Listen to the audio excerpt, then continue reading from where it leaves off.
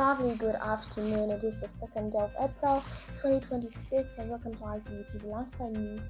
My name is Miriam Deborah-Gamani and here are the stories making headlines. Vice President's office rejects plane crash claims. And fatal motorbike crash claims one life in choma. And later in the news, ICU architecture students gain practical skills in concrete mixing.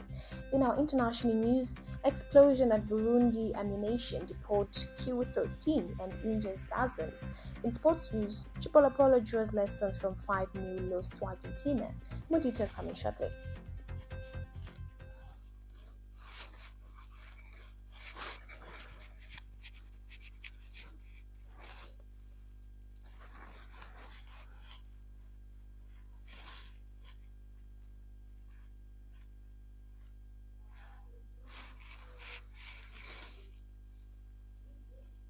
Welcome back, and now the news in details. The office of the Vice President has rejected claims of a plot to cause a plane crash to harm the Vice President, describing the reports as false and misleading involving President Hakainde Hichilema and the Vice President Mutale Nalumango.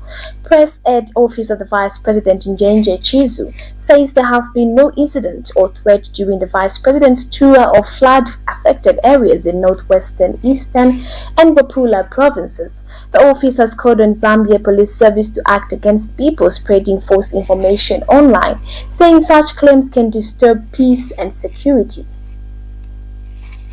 A motorbike incident in Madabeza area along Namwala Road in Choma has left one person dead and 2 others seriously injured. Southern Province Police Commanding Officer Mono Namalonga identifies Southern Province Police Commanding Officer Mono Namalonga identifies the deceased as Holsten Havila, aged 52, of Sijowa village in Chief Macha. The injured are Godfrey Mukombwe, aged 53, a passenger, and Justin Muchindu, rider of the second motorbike. Police established that the crash happened after Justin Muchindu moved into the wrong lane, leading to a collision with the other motorbike. Investigations are still in progress.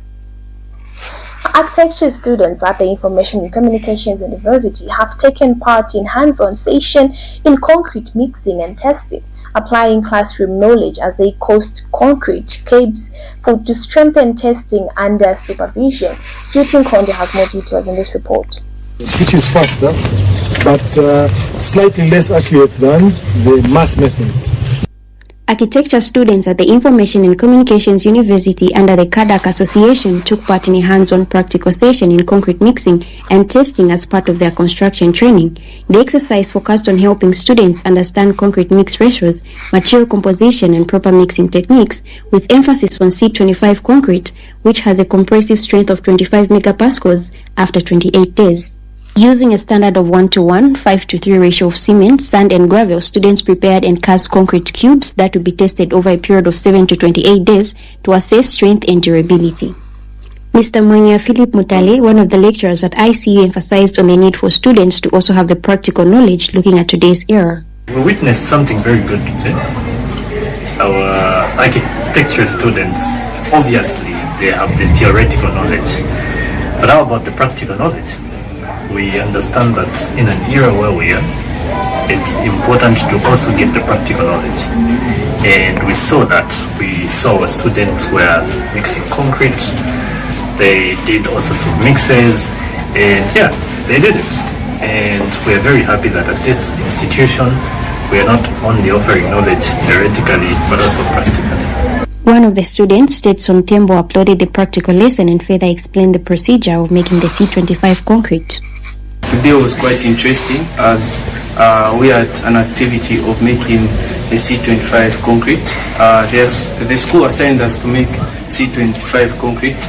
Basically what that means is the C in C25 is concrete and 25 is the compressive strength that it withstands.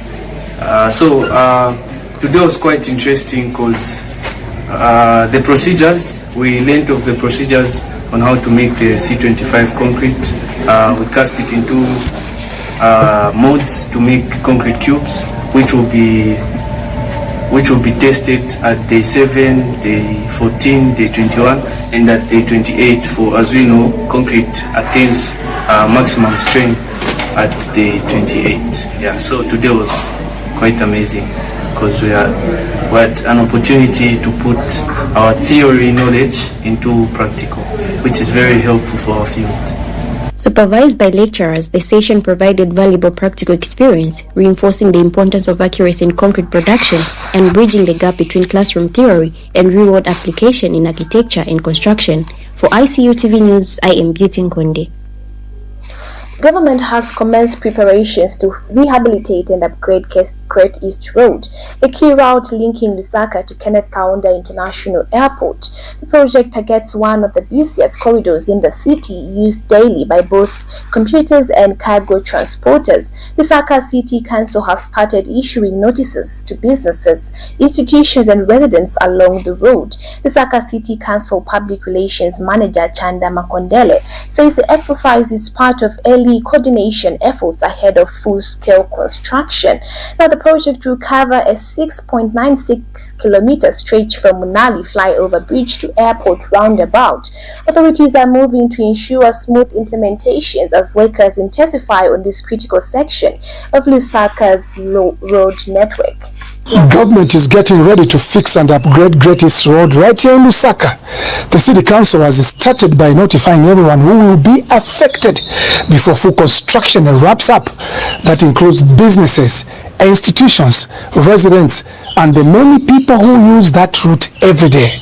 Now, the main work will happen on the 6.96 kilometer stretch from the Munali flyover bridge all the way to the airport roundabout. This is one of the busiest roads in the capital city.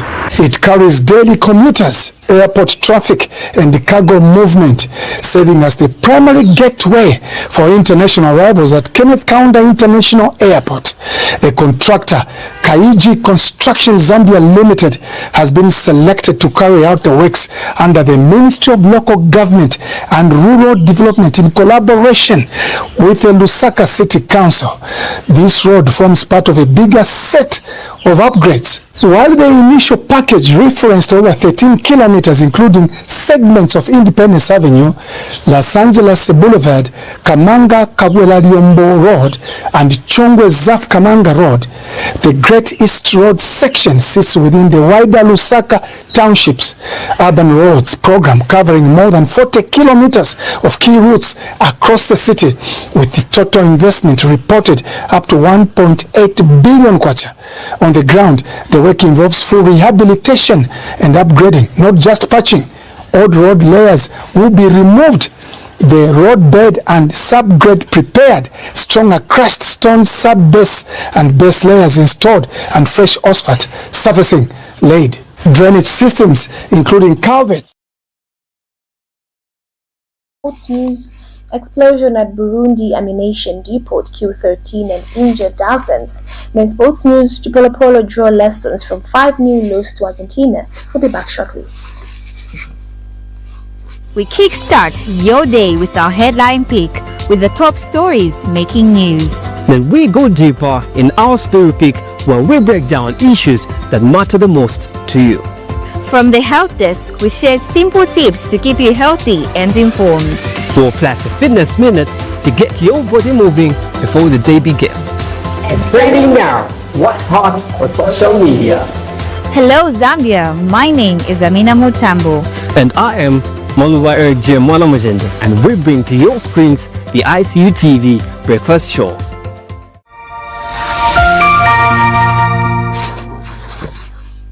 Welcome back. Now in our international news, at least 13 people have been killed and 57 others injured following powerful explosion at an ammunition depot in Bujumbura.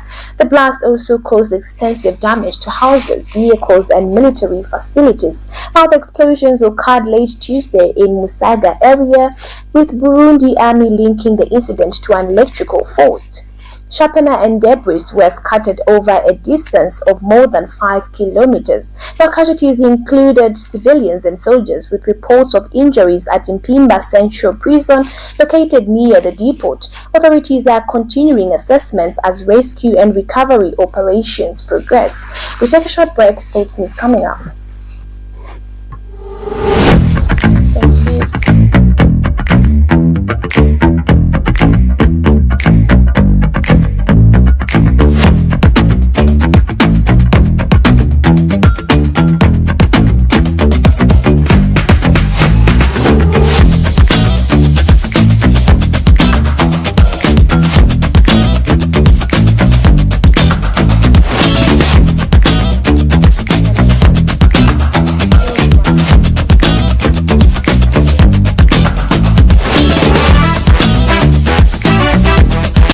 Welcome back. Now in our sports news, Zambia's national football team Chipolopolo suffered a 5-0 defeat to world champions Argentina in an international friendly played at La Bombonera Stadium in Buenos Aires. Head coach George Luandamina said the team struggled after conceding an early goal, which disrupted their game plan and made it difficult to settle into the match. Luandamina explained that playing against a highly tactical team like Argentina requires strong organization from the beginning. He noted that despite the heavy scoreline, Zambia had some periods where they showed character and managed to create chances but needed to improve their structure, compactness and aggression. The coach also pointed out individuals' mistakes contributed to the defeat, saying such errors are costly at a high level of competition. Chipolopolo's captain Passion Sakala agreed with the coach, stating that team strategy was affected after conceding in the 3rd minute, which disturbed their defense structure. Meanwhile, Depstans Chanka Zimba and Takos Sinkala described the match as a valuable learning experience. Zimba said it was a proud moment to represent the country, while Sinkala added that players must be prepared to perform under any condition, including intense crowd environments.